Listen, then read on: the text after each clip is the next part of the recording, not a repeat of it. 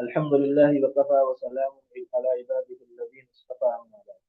अज़ीज़ तलबा, ये हमारा उर्दू का क्लास है जिसके अंदर हम चमन इस्लाम कायदा पढ़ रहे हैं। इसका आज हमारा पेज नंबर 11 पर सबक है हरूफ की शक्लें। हरूफ जो उर्दू के अंदर होते हैं, हरूफ तहज्जी, उसकी मुख्तलिफ शक्लें होती हैं। एक एक हर्फ की कई शक्लें होती हैं और ये शक्लें जब सामने आती हैं जब हरूफ कि कोई भी हर्फ दूसरे हर्फ से मिलकर आता है, यानी वो लफ्ज बन जाता है, तो लफ्ज में शक्ल बदल जाती है। जैसे अलिफ। अलिफ की तीन शक्लें होती हैं आमतौर पर, अरबी में भी उर्दू में भी अलिफ की तीन शक्लें होती हैं। पहली शक्ल है जो अलिफ इब्तिदा में आती है, अलिफ असल इसकी शक्ल है, ये शक्ल रहती है। और उसके बाद दूसरी शक्ल होती है जो किसी हर्फ के बाद आती है, किसी हर्फ के बाद आती है। मिसाल के तौर पर बे के बाद अलिफ आएगी, वो सीधी अलिफ हो जाती है। ते के बाद आएगी, सीधी अलिफ हो जाएगी। पे के बाद आएगी पानी। ते के बाद आएगी ताला। बे के बाद आएगी तो बाल। ये अलिफ आ गई, ये एक शक्ल हो गई, दो शक्लें अलिफ की हो गई। इसी तरह एक और शक्ल अलिफ की आती है जो लाम के साथ आती है। लाम के बाद जो अलिफ की शक्ल आती है वो अलग तरीके से आती है। बाकी जो बे है, अब बे की भी कई शक्लें हैं। असल जो बे की शक्ल है ये हमेशा आखिर में आएगी। ये हमेशा किसी भी लफ्ज के आखिर में आती है, पूरा उसको लिखा जाता है। जैसे लिखा कहीं पर लिखा जा, हम लिख दें या लिखे हम कि टब। अब टब में ते उसके बाद बे की पूरी शक्ल आ जाएगी, टब। लेकिन वहीं अगर बे से कोई लफ्ज शुरू होगा, जैसे आ, बोतल, या जो है तो बिल, बुलंद, तो बे की शक्ल बदल जाएगी। पे का भी यही है, ते का भी यही है, ते का भी यही है, से का। इन सब की आप शक्लें देखें, नीचे तीन तीन शक्लें और दी हुई है, ये सब शक्लें एक जैसी हैं। अब इनमें हम तमीज कैसे करेंगे, फर्क कैसे करेंगे कि ये बे है या पे है या ते है या टे है या से है।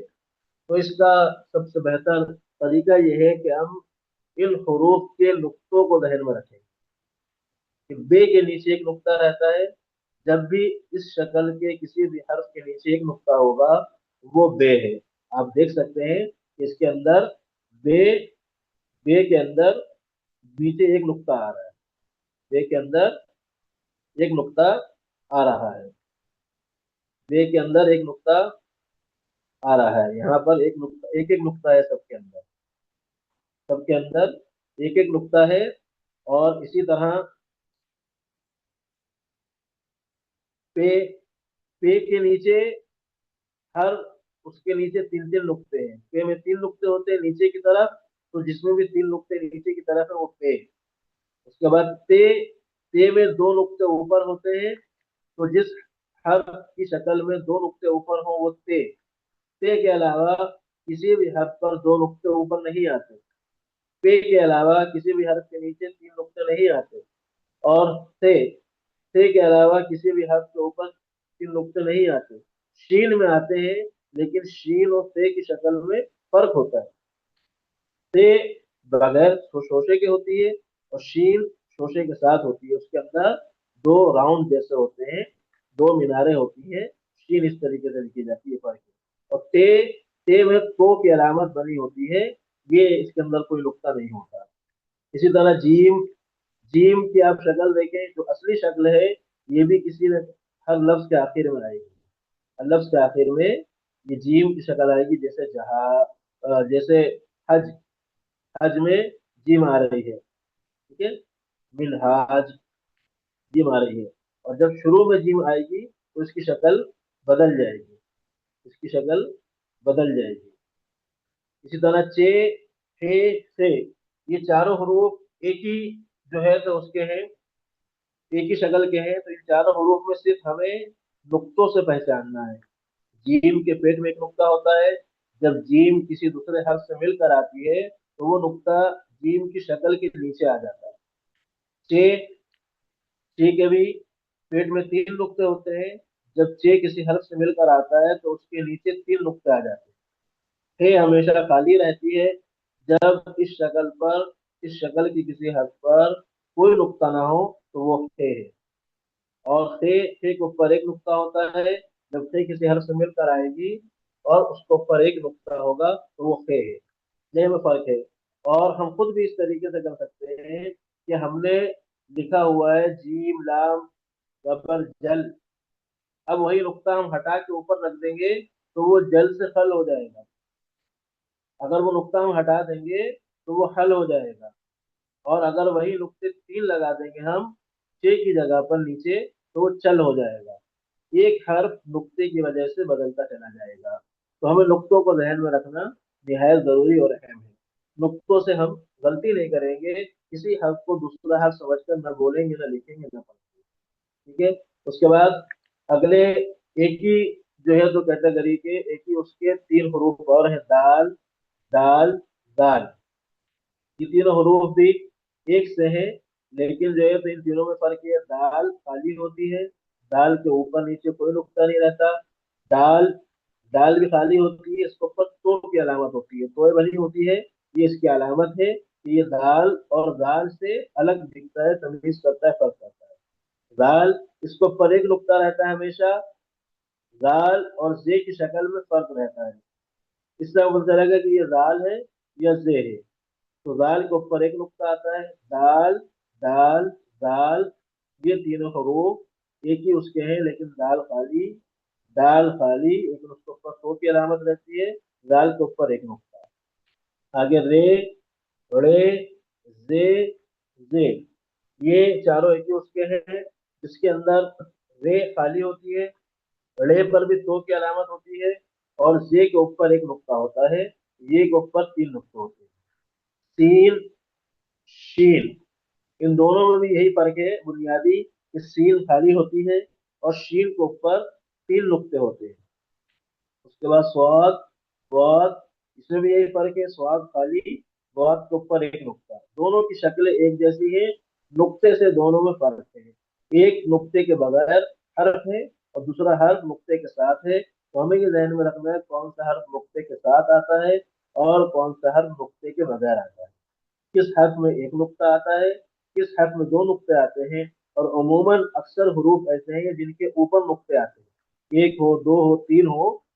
बस बे, ये, और जो है तो मिलने के बाद जीम, चे, ये हरूफ ऐसे हैं कि जिनके नीचे नुक्ते आते हैं, बाकी तमाम हरूफ के ऊपर ही नुक्ते आते हैं। तो स्वाद, स्वाद, दोनों में यही फर्क है कि स्वाद खाली, स्वाद के ऊपर एक नुक्ता, और खाली, दो के ऊपर एक नुक्ता। दोनों की शक्ल एक जैसी है। आइन खाली, गैन के ऊपर एक नुक्ता। पे और काफ दोनों की शक्ल मिलती जुलती आती है लिखावट में, लेकिन पे और काफ में फर्क ये है कि पे के ऊपर एक नुक्ता आता है और काफ के ऊपर 2 नुक्ते आते हैं। दोनों की शक्ल मिलती जुलती है।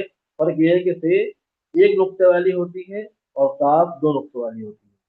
काफ खाली होती है, काफ में एक डंडा, एक अलामत जायज होती है।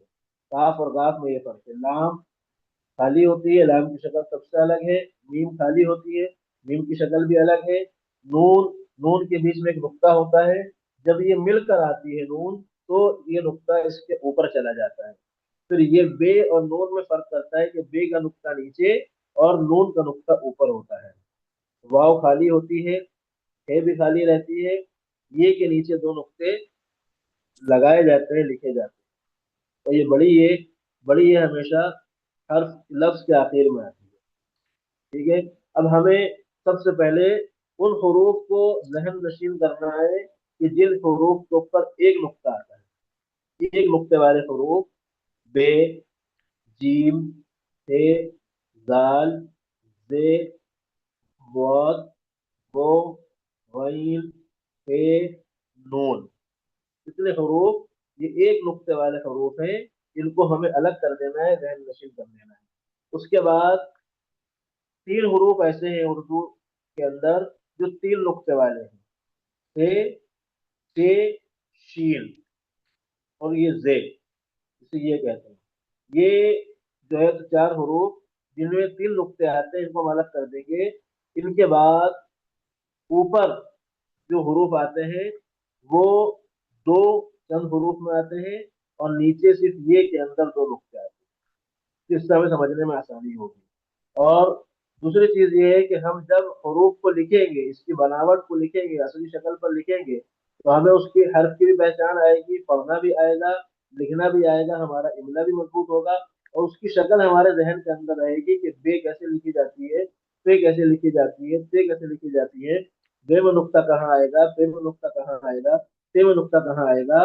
ये फर्क हमें लिखने से आएगा, लिखे बगैर हमें ये फर्क नहीं आएगा। हम पढ़ सकते हैं, बे को बे पढ़ेंगे, ते को पे पढ़ेंगे, लेकिन जब हम लिखेंगे तो हमसे गलती हो सकती है, क्योंकि उसकी शक्ल हमारे जहन में नहीं होगी। देखकर हमें पढ़ना आ जाएगा, बगैर देखे हमें लिखना पढ़ना दिक्कत होगी, मुश्किल होगी।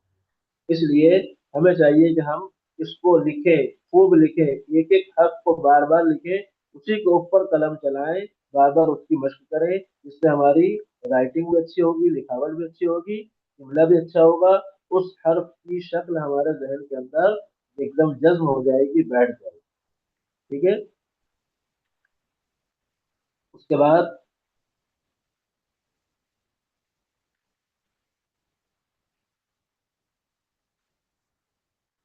अगला जो हमारा सबक है वो है